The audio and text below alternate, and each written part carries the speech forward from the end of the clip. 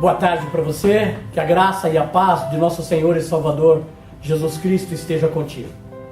Quero agradecer a Deus pela oportunidade a mim conferida, agradecer ao pastor desta igreja que ofereceu o seu templo, o templo do Senhor, para que eu pudesse fazer este trabalho. Quero agradecer também a Unicesumar, na pessoa do coordenador deste curso, o pastor Rony, e os demais funcionários, pastores, todos aqueles que com carinho nos preparam para uma nova época, um novo momento de nossas vidas, sendo que estou juntamente com eles fazendo o bacharelado de teologia e o meu RA é 1852267 dígito 5, e quero agradecer também a você que me ouve, pois Deus tem uma palavra para o seu coração nesta tarde. Amém? O tema que vamos refletir hoje tem por título o Deus de promessa, o Deus que protege, o Deus que ama.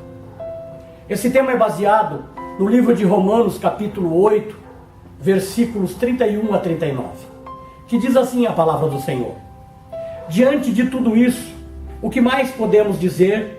Se Deus está do nosso lado, quem poderá nos vencer? Ninguém, pois Ele mesmo deixou de entregar o próprio Filho, mas o ofereceu por todos nós. Se Ele nos deu o seu Filho, será que não nos dará também todas as coisas? Quem acusará aqueles que Deus escolheu? Ninguém, porque o próprio Deus declara que eles não são culpados. Será que alguém poderá condená-los? Ninguém, pois foi Cristo Jesus quem morreu, ou melhor, quem foi ressuscitado e está à direita de Deus, e Ele pede a Deus em favor de nós. Então quem poderá nos separar do amor de Cristo? Serão os sofrimentos, as dificuldades, as perseguições, a fome, a pobreza, o perigo ou a morte? Como dizem as Escrituras Sagradas, por causa de Ti estamos em perigo de morte o dia inteiro. Somos tratados como ovelhas que vão para o matadouro. Em todas as situações, temos a vitória completa por meio daqueles que nos amou. Pois eu tenho certeza de que nada pode nos separar do amor de Deus. Nem a morte, nem a vida, nem os anjos, nem as outras autoridades ou poderes celestiais, nem o presente, nem o futuro, nem o mundo lá de cima, nem o mundo lá de baixo, nem em todo o universo. Não há nada que possa nos separar do amor de Deus, que é nosso por meio de Cristo Jesus, o nosso Senhor. Então esse título de Romanos, ele foi escrito numa oportunidade em que o apóstolo Paulo estava em Éfeso, se preparando para uma viagem à Espanha, quando ficou sabendo, ou estava sabendo, da situação em que os romanos estavam. Os romanos, que eram de sua pátria, estavam numa situação que tem uma relação direta com os nossos dias de hoje. Muitos em pecados, a população vivendo segregacionada, separada do amor de Deus, estavam sobre todas as ordens satânicas que eles poderiam atingir.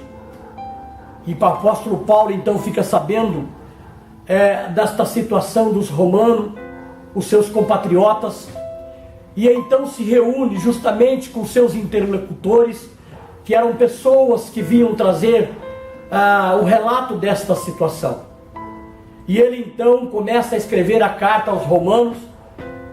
Podemos verificar no início da carta aos romanos que ele tece os comentários justamente a respeito daquilo que estavam sentindo, fazendo, vivendo sobre a égide do pecado, vivendo sobre a égide daquilo que eles faziam de acordo com as suas próprias vontades. Mas ele reconhece primeiro de que nós somos pecadores, e para hoje nós temos que reconhecer que somos pecadores, porque se não reconhecemos que somos pecadores, não reconhecemos a eficácia da cruz de Cristo. Por isso, meus irmãos, meus amigos, meus ouvintes, nós temos que ter esta certeza de que somos pecadores, mas somos vitoriosos a partir do momento que aceitamos a Jesus Cristo como único e suficiente Salvador. Mas há uma pergunta que nós fazemos todos os dias: como é ser, viver através do Espírito Santo? Como é ser, viver sem as presas da carne, sem estarmos ligados aos prazeres do mundo, para termos uma vida diferente, uma vida ilibada, uma vida em que o nosso alvo é Cristo e que somos peregrinos aqui nessa terra. Quando nós fazemos essa analogia, essa análise daquela situação em que os romanos viviam e trazemos para os nossos dias de hoje, não há muita diferença. Mas creia que se você aceitar a Cristo como o único e suficiente Salvador e decidir, tomar a decisão de que em Cristo você é vencedor e que o amor de Deus, Ele é longânimo, Ele é misericordioso, Ele é bondoso, Ele então vai ofertar para você através de Cristo e com a presença do Espírito Santo uma vida nova, uma vida na qual você será vitorioso. E esses versículos que lemos traça essa nova trajetória para você que aceita Cristo. Veja que o próprio apóstolo Paulo ele denomina que esses versículos é o cântico da vitória. Porque se Deus é por nós, como podemos temer o perigo? Poderá e poderão passar governos, lideranças, mas o nosso Deus não passa. E Ele vai nos revestir da sua armadura para que possamos enfrentar o mundo. E os romanos estavam vivendo esta situação. E o apóstolo Paulo então escreve esta carta para que eles possam ser reavivados, reanimados. E ele exorta, e aqui o sentido exortar, conforme o nosso dicionário, é reedificar, é edificar, é ensinar. Ele está naquele momento reedificando, edificando aquele povo, animando aquele povo, para que eles voltem a fazer novamente o reencontro com Deus. E lembrando sempre eles que é somente através de Jesus Cristo, o único suficiente Salvador, é que nós temos vitória com Deus. Porque no passado nós tínhamos uma dívida, nós, seres humanos, diretamente com Deus. E quando Ele julgava, porque Deus é um Deus justo, Ele julga, mas Ele é misericordioso. E no passado Ele julgava as nações, como aconteceu no próprio Egito, quando o faraó estava dizendo a Moisés que não iria autorizar a saída do povo hebreu para ir até a terra prometida. Quando ele nega, o que acontece? Deus então julga e manda bolas de fogo para aquela nação. Nos dias de hoje, a nossa dívida que era com Deus, ela é paga através da pessoa de Jesus Cristo, a eficácia da cruz. E quando reconhecemos a eficácia da cruz, nós temos certeza então que somos primeiros, nós somos escolhidos. Nós não escolhemos a Cristo, e Ele sim nos escolheu, oferecendo oportunidades para nós de reconhecer os nossos erros, os nossos defeitos, mas mudar de vida, ter uma vida nova, ter uma vida somente para o Senhor. E aí nós podemos refletir que deixar a satisfação da carne é lembrar que somos peregrinos aqui. É lembrar que Jesus Cristo está à destra de Deus, preparando-nos lugar para uma morada celestial. Porque o nosso alvo não é nesta terra. O nosso alvo é morar no céu. Há uma expressão no mundo que diz que a esperança é a última que morre. Meus amados, a esperança não morre, ela se renova em Cristo Jesus. A nossa esperança de um dia viver juntamente com o Pai, juntamente com os anjos. Esta esperança não morre, ela se renova, porque dormimos, mas seremos ressuscitados quando Cristo vier buscar os seus na terra. Então, portanto, viver longe do pecado é viver uma vida para Cristo, conforme o apóstolo Paulo já declarava: não vivo eu, mas Cristo vive em mim. Vamos pensar nisso. Cristo vive em mim. Se Ele vive em mim, já não estou mais debaixo do jugo da lei, eu não estou mais debaixo do jugo da carne, mas eu estou juntamente com Cristo, tendo uma nova vida, tendo uma nova esperança, que seremos arrebatados. Então a pergunta é essa: como é viver uma vida cristã? Não é simplesmente você ir à igreja, mas é você ser a igreja dentro da sua casa, ser a igreja na sociedade, demonstrar para a sociedade de que você é diferente. E esses romanos estavam precisando disso naquela época, porque eles estavam vivendo uma vida que estava separando-os da mão de Deus, do amor de Deus, da comunhão, da intimidade com Deus.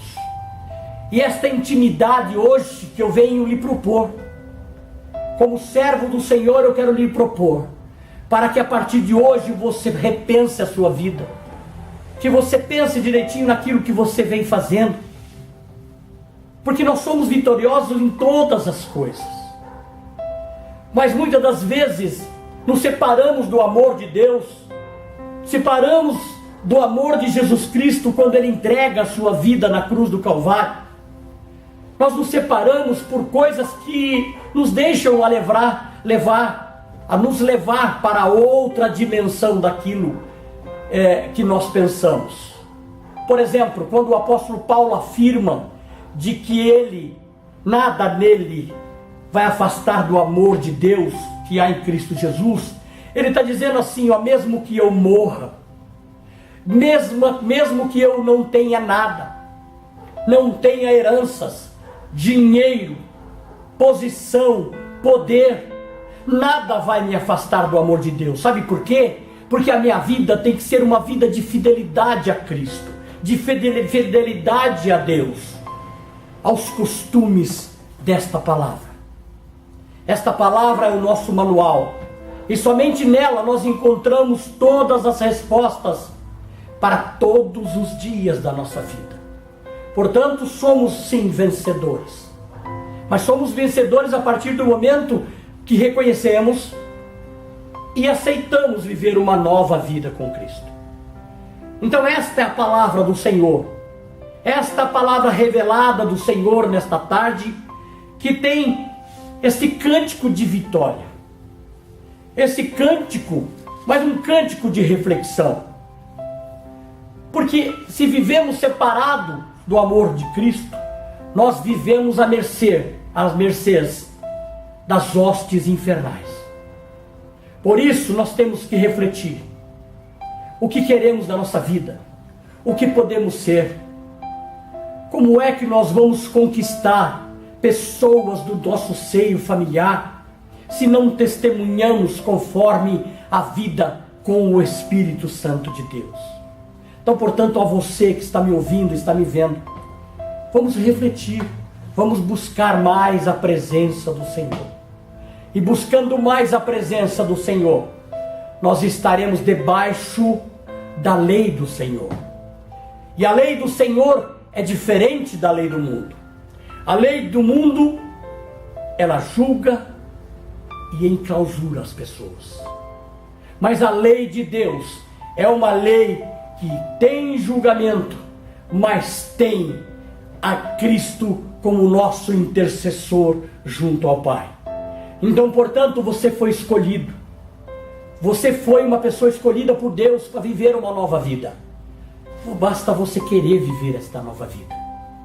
Porque esta nova vida vai nos fazer com que tenhamos de novo esta comunhão com Deus. Reatamos esta intimidade.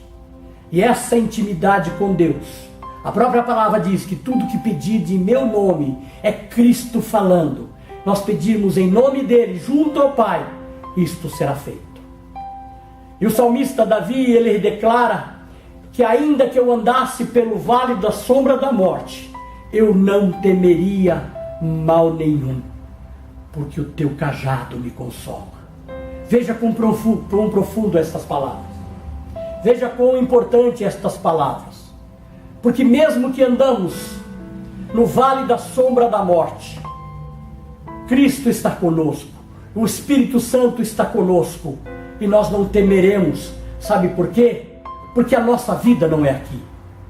A nossa vida tem um propósito, é cantar hossanas naquela boda do Cordeiro que está nos aguardando.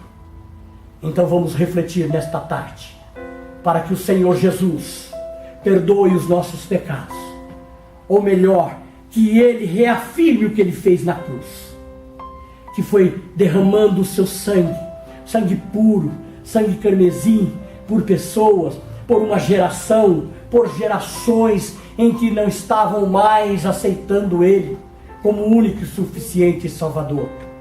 Para muitos era apenas um profeta, mas para nós é o Cristo Redentor, que nos separou, nos escolheu e disse: eu voltarei para buscá-los. Basta nós sermos santos e de boas obras. O contexto santidade aqui quer dizer viver na presença do Senhor, viver no centro da vontade de Deus. Então reflita, você está vivendo no centro da vontade de Deus? Eu estou vivendo no centro da vontade de Deus?